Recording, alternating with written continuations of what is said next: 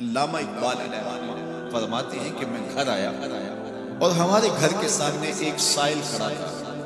سائل چون قضائے مبرم ہے، جس طرح قضائے مبرم ہوتی ہے ٹلتی نہیں، اس طرح وہ ٹلنے والا ہی نہیں تھا. میں نے اس کو لا کہا کہ بابا چلا جا معاف کر، لیکن وہ ضد کر کے گھر کے دروازے کے اوپر کھڑا تھا. میں لاؤبالی کی عمر تھی تو سکول سے آیا تھا، میرے ہاتھ میں چھوٹی سی چھڑی تھی تو میں نے اس کے کاسے کے اوپر ماری تو وہ کاسا ٹوٹ کے گر گیا اور اس کے اندر جو سارے دن کی ریزگاری جمع کی تھی وہ بھی بکھر گئی.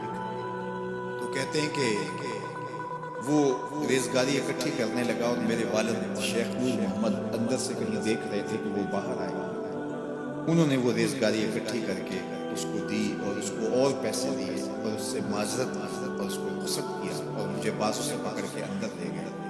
اقبال کہتے ہیں میں نے ساری زندگی اپنے والد گرامی کو یوں بلک بلک کے روتے نہیں دیکھا تھا. میرے والد نے مجھے بٹھا لیا اور کہنے لگے کہ اقبال، اگر قیامت کے دن رسول اللہ نے پوچھ لیا کہ تیرا بیٹا فقیروں کے کاسے توڑتا تھا تو بتا میں حضور کو جواب کیا دوں.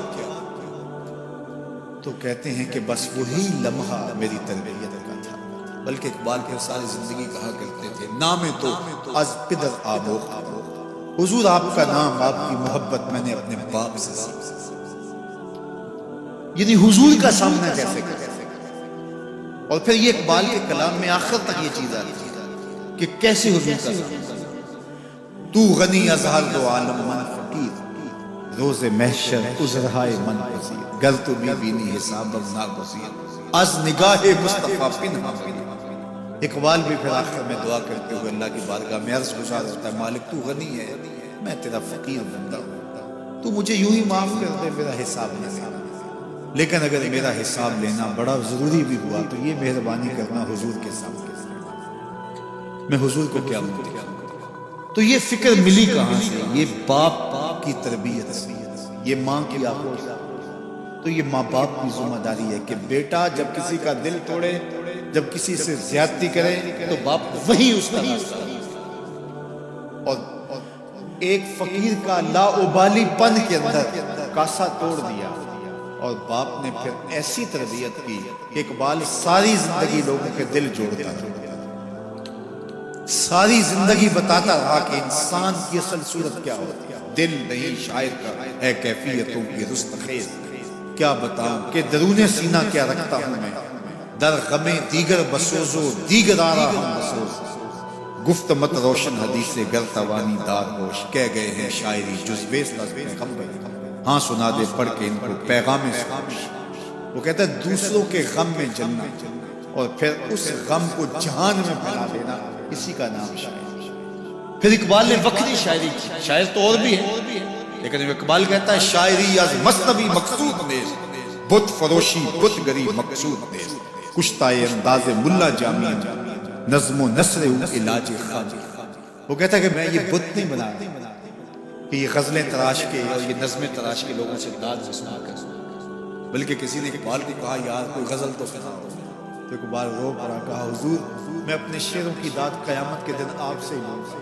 یارا مرا غزل خانے شمولتن، یاروں نے تو مجھے غزل خانے کیا، میرا تو مقصد ہی ہو رہا ہے. بلکہ ان شعراء پہ تنقید اقبال نے کی. عشق و مستی کا جنازہ ہے تخیل ان کا، ان کے اندیشہ تاریخ میں قوموں کے مزار، چشم آدم سے چھپاتے ہیں مقامات بلند، کرتے ہیں روح کو خوابیدہ بدن کو بیدار.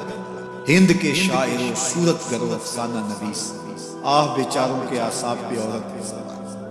ہر وقت لب و رخسار کے تذکرے، ہر وقت نشیلی آنکھوں کی کہانیاں، ہر وقت قدِ رانا کی باتیں. کہا تم اس خول سے نکل ہی نہیں رہے، تمہاری شاعری صرف ایک عورت کے گرد گھوم رہی ہے جس نے اس کو تخلیق کیا، اس خالق کے جلوے بھی جلوے بھی.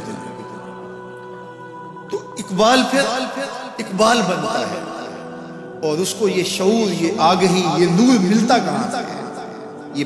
یہ باپ سے کھاتا ہے. باپ کے بعد پھر مولوی میر حسن ملتا ہے جو استاد اقبال کو اقبال بنا دیتا ہے. تو یہ ماحول انسان سکھاتا ہے. تو میں اور آپ دیکھیں کہ ہم اپنی اولاد کو کیا دے رہے ہیں.